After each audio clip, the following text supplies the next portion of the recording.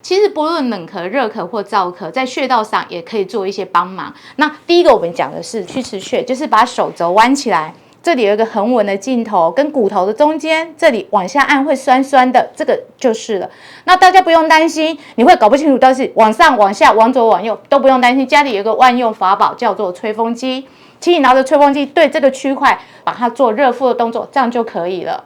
然后第二个我们讲的是我们的合谷穴，就是把我们的拇指往上按，然后这里也有一条横纹，这横纹的尽头比较靠近食指的地方，这里还有一个叫合谷穴。那一样的道理，拿着吹风机吹这个区块，对它都很有帮助。